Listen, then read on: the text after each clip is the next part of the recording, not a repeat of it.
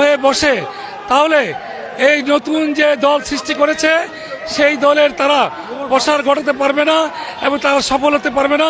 তারা ইঞ্জিনিয়ার ইসহাককে তাদের ফ্যাক্টর মনে করছে। দর্শক, আপনাদের সংযুক্ত করেছি ঢাকার নগর ভবনের সামনে থেকে। এই মুহূর্তে আমরা রয়েছি ঢাকা দক্ষিণ সিটি কর্পোরেশনের নগর ভবনের সামনে। আপনারা দেখতে পাচ্ছেন বিগত 5 দিন যাবৎ এই ঢাকা দক্ষিণ সিটি কর্পোরেশনের সামনে বিএনপির নেতাকর্মীরা এবং ঢাকা দক্ষিণ সিটি কর্পোরেশনের সাধারণ জনগণ তারা অবস্থান নিয়েছেন। তাদের যে মূল দাবিটি রয়েছে যে হাইকোর্টের রায় পাওয়ার পরও কেন ইশরাক হোসেন, সাদেক হোসেন খোকার উত্তরসূরি ইশরাক হোসেন এই ঢাকার মেয়র নির্বাচনে 2020 সালে যে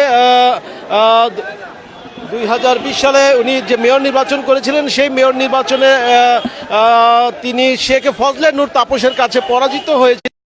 মহানগর উত্তর এবং দক্ষিণ এটা বাংলাদেশের প্রাণকেন্দ্র।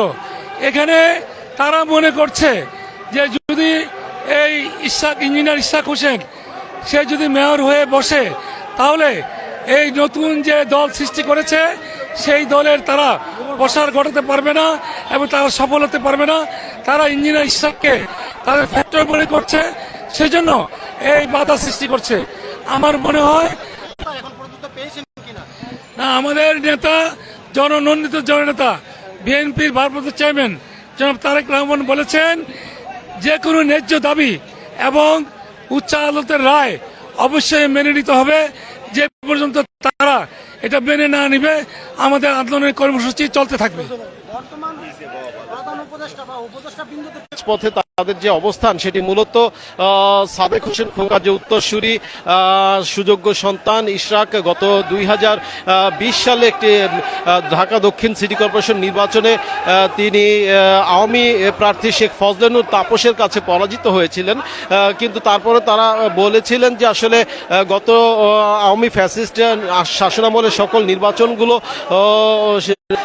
সেটার প্রতিবাদেই তারা মূলত এই কর্মসূচি পালন করছেন। আমরা যদি একটু আপনাদেরকে হাজার হাজার মানুষের জনসাধারণ এবং ইশরাক সমর্থকদের অবস্থান তাকে বুঝিয়ে দেওয়া হয়, সেজন্য তারা আন্দোলন করে যাচ্ছেন।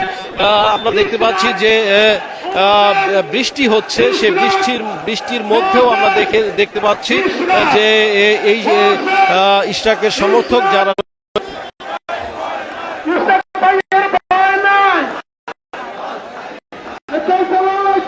দেখতে পাচ্ছেন দর্শক, বৃষ্টির মধ্যেও তারা আছেন। দেখতে পাচ্ছেন যে বৃষ্টির মধ্যেও বৃষ্টি হচ্ছে, তারপরেও এখানে যদিও কিছু কিছু নেতাকর্মী একটু এদিক সেদিকে চলাচল করছেন, কিন্তু নিরাপদ থাকার স্বার্থে এই মুহূর্তে তারা আশেপাশে যেখানে স্থান পাচ্ছেন সেখানে যাওয়ার চেষ্টা করছেন।